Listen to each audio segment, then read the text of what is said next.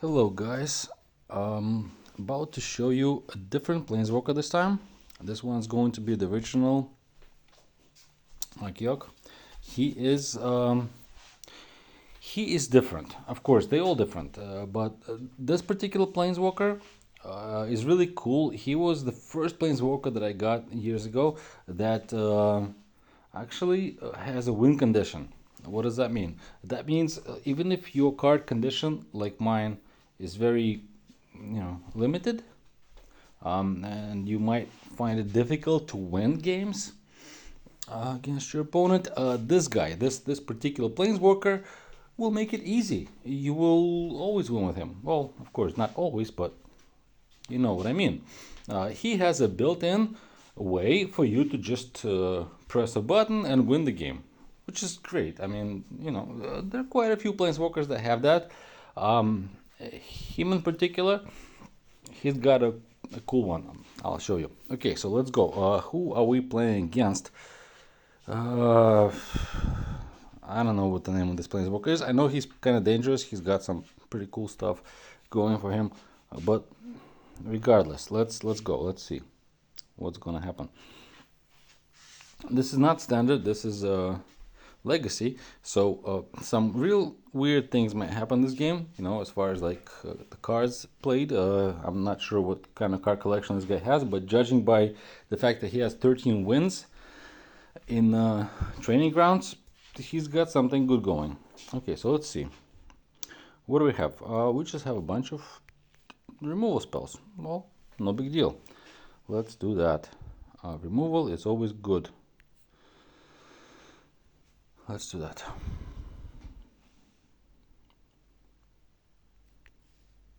Some more removal. You can never go wrong with removal, of course. Removal is nice. But at this point, we need to start thinking about our loyalty. So let's get some loyalty up in here.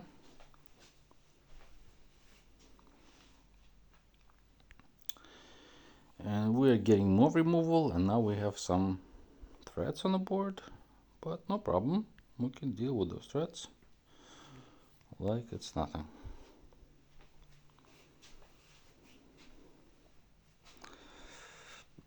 Okay, now the way that his abilities work, the win condition is his third. But you can't just use it. You can't just press the button and win. Like I said, you gotta prepare yourself a little bit for that. So the way that you prepare it, I'm not gonna read you what his abilities do. You can do that yourself. And let's say if he's not in the store, or even when he is in the store, the way the game is, you can't actually read all of his abilities for some reason. I don't know why in the store they're all like level 1. That's something that the development team needs to really address. So there's a life hack though. I'll share it. What you do is you go to your main page, you go to your profile, and you go to change your picture.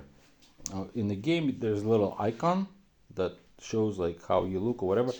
If you click on that, it'll give you a list of cards that you can choose as a picture, or a list of planeswalkers. Well, that's the life hack. You go to that list of planeswalkers and you can pick whichever one you want to read about, and it'll have the skills all maxed out for you to see.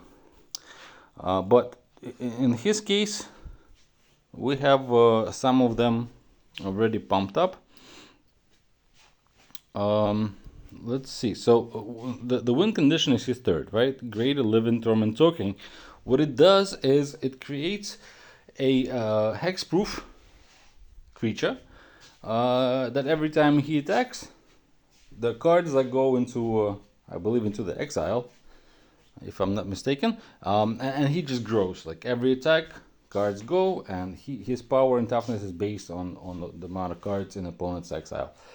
So he gets incredibly huge real quick, like 3-4 turns, whatever, 5 turns, and you win the game. But if the opponent doesn't have any cards in his exile, this thing, at the end of the turn, he will die. So you don't want to just pop him like because you have enough loyalty and you can just pop them out. No, no, no. You gotta make sure the opponent has some cards in his exile. You can do that, of course, by casting some cards that enable you to do that, or the way that there's another thing that it's built in to the Planeswalker that you can use to put cards into the opponent's exile, which is what we want. And that's his second ability. If your opponent has, 5 or less cards, meaning, if he's got a full hand, can't use it. So gotta find the time in the game where he's got 5 or less. You can kill creature and they exile a couple of cards. That's all you need, just a couple of cards, because he, like I said, he's hexproof. So he won't be able to get targeted and get killed. And then after a little while, he gets huge. So yeah, the first thing that you cast is his L2, his second ability. So we need 12 loyalty for that. We will wait for that, and we will concentrate on getting loyalty to cast that. Extra swap. Okay, that's always nice. I always miss like extra swaps or whatever, but I'm just trying not to make it boring for you. And watching me play, it's always great, of course, because you have nothing better to do, obviously. But yeah, I'll try to swap quickly so that as not to waste your time. So now we have all 3 abilities available, but he doesn't have any creatures. So okay, whatever. Let's go. You're gonna cast a creature or what? Oh yeah, there he casted a creature. That's beautiful. Now, what I really like, other than the fact that he has a win condition built in, is I really like the fact that while you're trying to win, you can also kind of, protect yourself by removing the creature. So that's what we'll do. We'll cast his second on the creature. Bam. And a couple of cards went into his exile. Now, whenever we have our third ability ready, we can cast it and win the game. So let's do that real quick and painless and beautiful.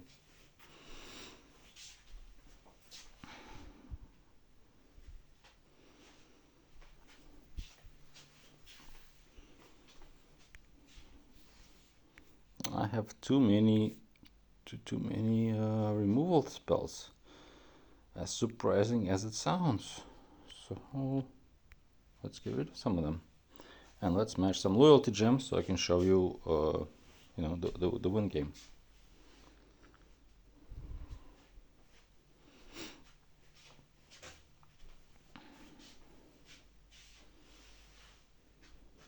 Ooh, this creature. This is actually a creature that's a win condition in itself, because this particular creature, when you cast it, you get a copy in your hand, and you can cast it again next turn and next turn, and even if I remove it right now, the copy in his hand will still stay. This is a really good card that he just casted. But guess what? We don't care. We don't care. We will, what are we gonna do? We'll try to disable it, because why not? When it's disabled, it's not going to do anything to us. So let's see. We disable it, we destroy it, we get a land for free. Okay, let's not get off target now. Our goal is to get to the third, so just matching loyalty gems. There it is, and now you will see the true power of Ashiok, the original Ashiok. Let's cast our Living Torment. Oh yeah, this thing is scary looking. Check it out. Yeah, by the way, when you cast it, a bunch of other things happen. You draw 3 cards, and card draw, of course, in this game is important, because if you have more cards than your opponent, you can do more things. But since my hand was very full, didn't really get much out of it, but that's okay. That's all right. Now notice, now he's 4/6. That's what he's when he comes in. into the game, and at the end of the turn, he will take the shape of whatever many cards the opponent has in his graveyard. So, yeah, whatever. Now at this point, it doesn't even matter what I match, what I do. He's getting destroyed. See, now he's 2-2.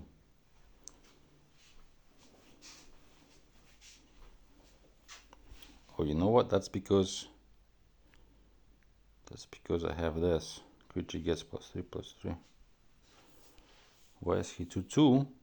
But he's getting +3/+3 in trample. That makes zero sense. I'm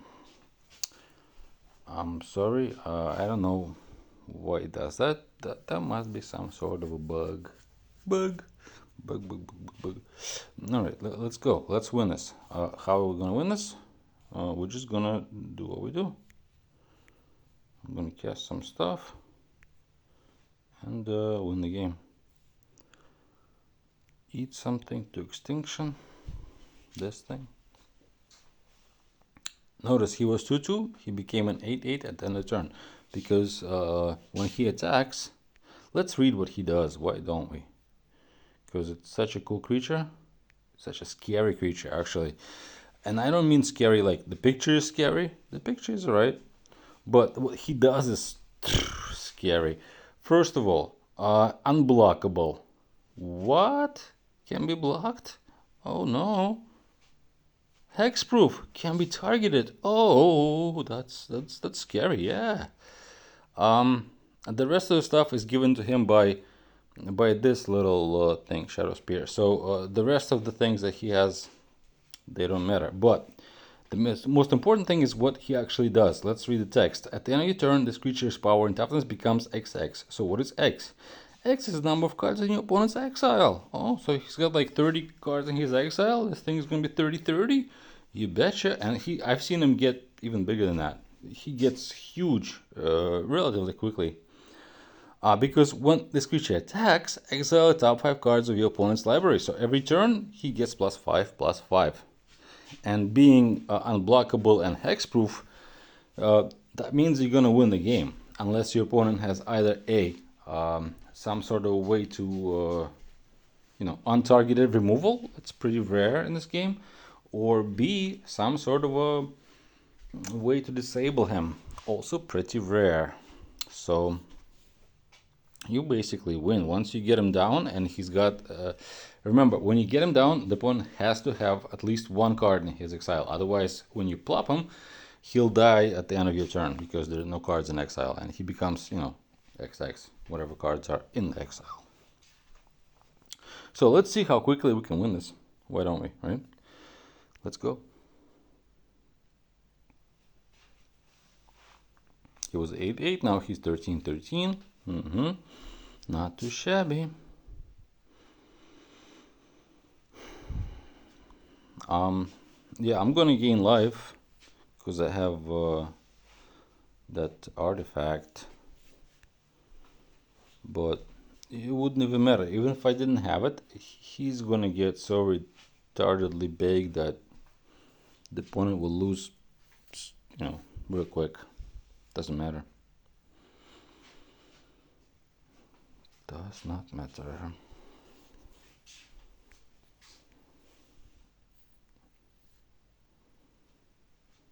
Why am I doing loyalty now at this point? I don't know. It's just a habit. 24-24, so a couple of more turns and we win. Like I said, this isn't definitely an aggro planeswalker.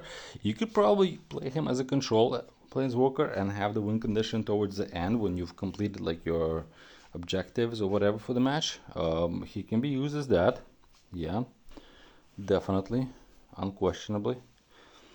But you can use him as an aggro planeswalker too to win matches quick, like we just did. Look at the damage he's doing. 30-30. Like I said, he gets ridiculously large, and he smacks your opponent like a bat out of hell. It's like, wow, what's going on? Nothing. You're getting slapped in the face by a 30-30 creature. That's what's going on.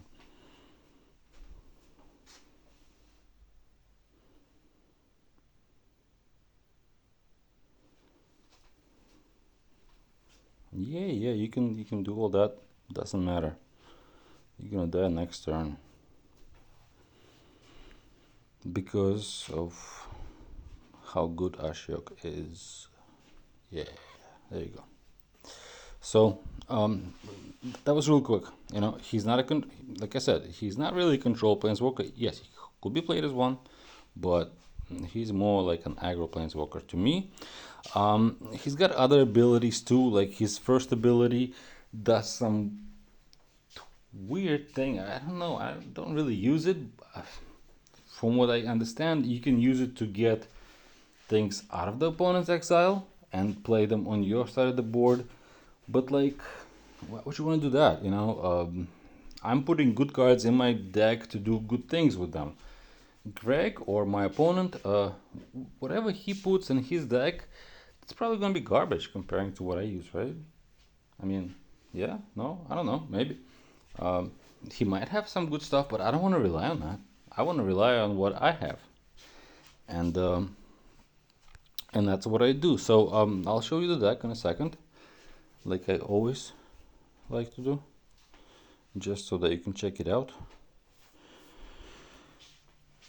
Just so you can check it out.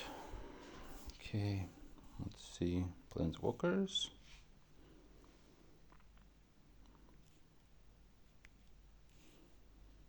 That's the deck. Let's take a look at what we have here going on. Well, of course, we have the Shadow Spear. This thing, you saw it in action. It gives lifelink and trample, and the biggest thing that it does is the opponent's creatures cannot get hexproof and prevent damage. That's huge. It's just enormous. The Despoiler of Souls. This is my favorite black creature of all time. Its origin, it's there always. It's always going to be in standard. Just read what it does. It's ridiculous, really. It's really strong. It's like it's key to so many combinations that you can play. Yeah, it's super duper. Of course, I love the Death Sprout. It's removal and it adds lands, whatever. Basically, it's a bunch of removal, as you can see, some control, as you can see, right? The lands are there to speed things up, and there's only one creature, this dude, because you know cool things happen when you play him. Um, but honestly, it works even without him. He doesn't really need to be there. The Despoiler of Souls does not need to be there. I can put a bunch of commons honestly in the deck, and as long as I have some removal, um, this Planeswalker will take care of the rest because he's got the win condition. He has some removal of his own happening. He can take cards from opponent's exile, you know, to use that as an option. No, it's good to have different options. I like that about him. So yeah, there we have it. Thank you very much.